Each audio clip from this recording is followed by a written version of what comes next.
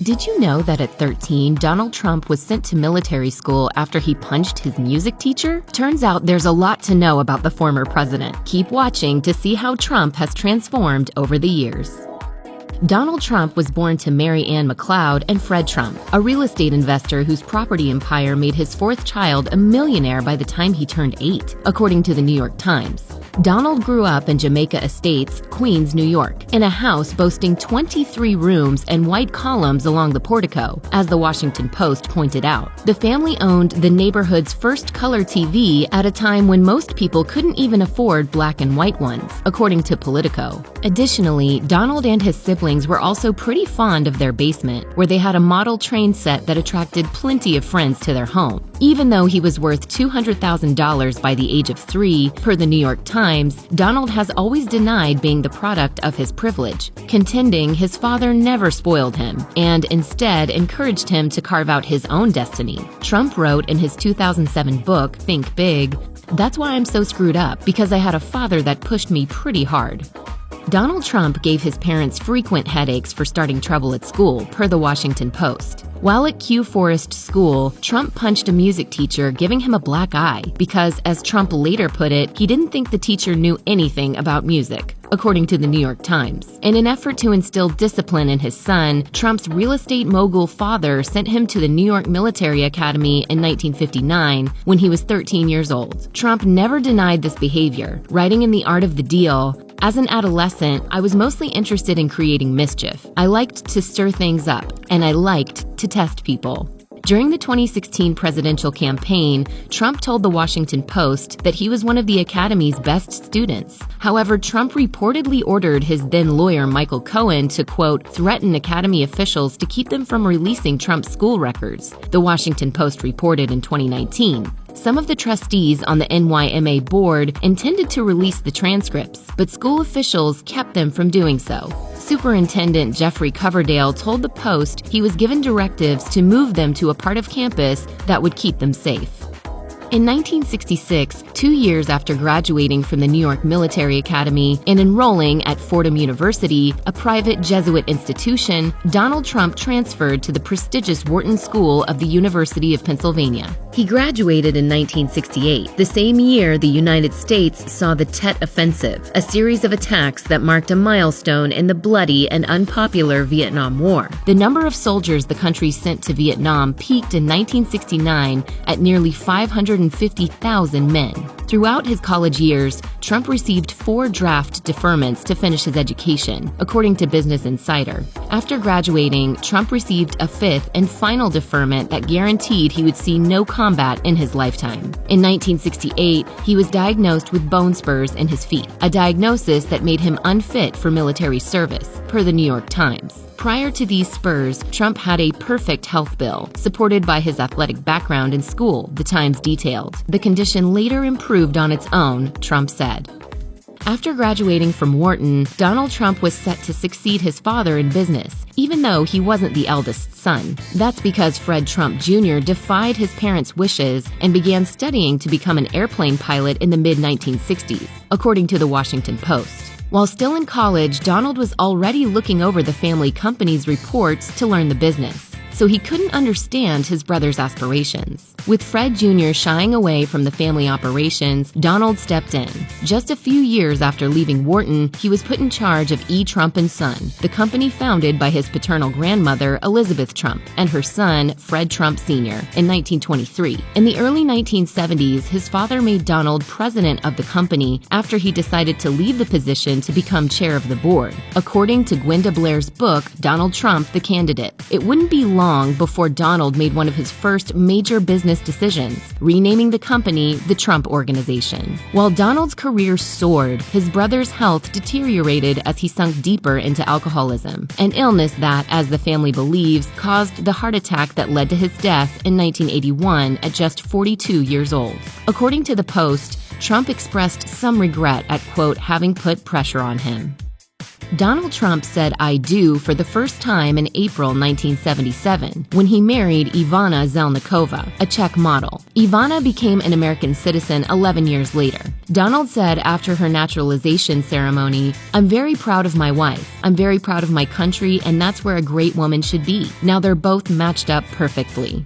Together, they had 3 children: Donald Jr., born in 1977, Ivanka, born in 1981, and Eric, born in 1984. The couple separated in 1990 when Donald's affair with Marla Maples, a model 17 years his junior, hit the tabloids in 1989, according to People. In 1991, they settled their contentious divorce, which determined that Ivana should get $14 million plus some property, the New York Times reported at the time. The whole ordeal was bad for Donald's popularity and brought shame to his family. Donald and Marla continued to date off and on until 1993, when she found out she was pregnant. The pair married in December of that year when daughter Tiffany was 2 months old, as the Philadelphia Inquirer reported. The marriage, however, didn't last. The couple separated 4 years later and divorced in 1999. Donald Trump became a true household name with the release of his first book in 1987, co-written with journalist Tony Schwartz. Combining elements of memoir and advice on deal-making, The Art of the Deal shot to the very top of the New York Times bestsellers list, where it remained for a total of 48 weeks. The success of the book, which has sold more than 1 million copies, helped take Trump's name beyond New York City's borders. Journalist Edward Cosner, the publisher and editor of New York Magazine, where Schwartz worked at the time, said, "Tony created Trump. He's Dr. Frankenstein."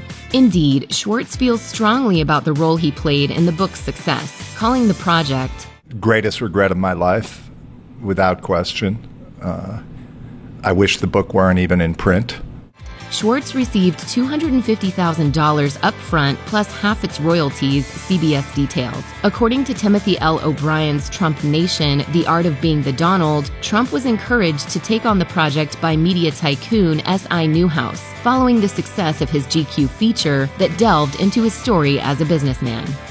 Financially speaking, 1991 was a bad year for Donald Trump. In the midst of his multi-million-dollar divorce settlement with Ivana Trump, one of Trump's businesses filed for bankruptcy that year as well. That July, the casino formerly known as Trump Taj Mahal in Atlantic City, New Jersey, filed for Chapter 11 in an effort to reduce its debt, the New York Times reported at the time. As NBC News pointed out, it was the first bankruptcy on a list of 6. The following year was even worse for Trump. 3 other businesses met the same fate as the Taj Mahal: Trump Castle Hotel and Casino and Trump Plaza, both in Atlantic City, and the Plaza Hotel in Manhattan in 1992. More than a decade later, Trump Casino Holdings in Atlantic City filed for bankruptcy, followed by Trump Entertainment Resorts in 2009. Over the years, Trump has argued that he has used Chapter 11 to his advantage. Going to court saved his businesses, allowing them to continue to operate and rake in even more debt, according to the New York Times. Trump said during a presidential debate in August 2015, "Out of hundreds of deals that I've done, hundreds, on 4 occasions I've taken advantage of the laws of this country, like other people. Virtually every person that you read about on the front page of the business sections, they've used the law." The 1980s made Donald Trump a star, but the 1990s reversed that status amid his divorces and business failings. Though Trump's popularity among the general public may have plunged, he continued mingling with New York City's most influential circles. In 2002, Trump met Mark Burnett, a television producer behind the successful reality show Survivor. At the time, Burnett was in the process of pitching a sort of urban Survivor in which contestants fought each other for a job. Enter Donald Trump. In 2004, NBC launched Season 1 of The Apprentice, with Trump as its host, promoting the real estate developer as the image of success. The show was a hit, helping popularize Trump and his catchphrase, "You're fired." The 14 seasons he spent hosting The Apprentice not only made him $214 million, but also transformed him into a celebrity. The show, however, did more than just earn Trump a star on the Hollywood Walk of Fame. It helped bring him back from the brink of financial disaster. Catherine Walker, who produced the first 5 seasons of The Apprentice, agrees, telling The New Yorker, "I don't think any of us could have known what this would become, but Donald would not be president had it not been for that show." On June 16, 2015, Donald Trump announced his bid for the presidency. Our country needs a truly great leader.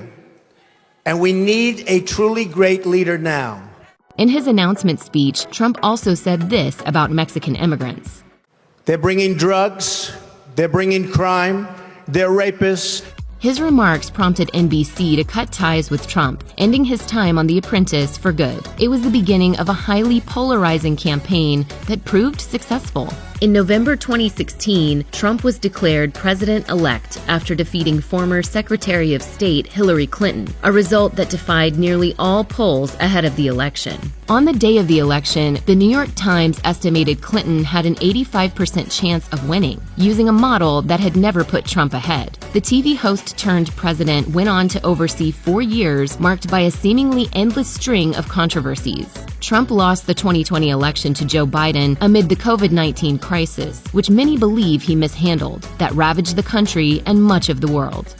After losing the election to President Joe Biden, Donald Trump embarked on a crusade to convince Americans he had been a victim of widespread voter fraud. In the month that followed, Trump took a series of legal actions to challenge the results, all of which were rejected by state and federal judges per the Washington Post. But that didn't deter Trump, whose efforts culminated on January 6, 2021, when he held a Stop the Steal rally to urge followers to, quote, take back our country. We're going to walk down to the Capitol. Soon thereafter, his supporters stormed the U.S. Capitol during certification of election results, causing the death of 5 people, including a police officer, an event that the Washington Post described as one of America's ugliest days. Following the attacks, the House of Representatives charged Trump with incitement of insurrection and impeached him a second time, making him the only president in U.S. history to be impeached twice. The Senate acquitted him in February. Nevertheless, Trump still faces a series of legal actions regarding his actions as president and alleged business wrongdoings, CNN noted. There has been speculation Trump might run in 2024. He hinted at it on Lara Trump's podcast, The Right View, claiming, I want to hold a rally relatively soon just to let everybody know that there's hope in the future. Given his unpredictable nature, what Trump does next remains to be seen. Check out one of our newest videos right here. Plus, even more Nicki Swift videos about your favorite stuff are coming soon. Subscribe to our YouTube channel and hit the bell so you don't miss a single one.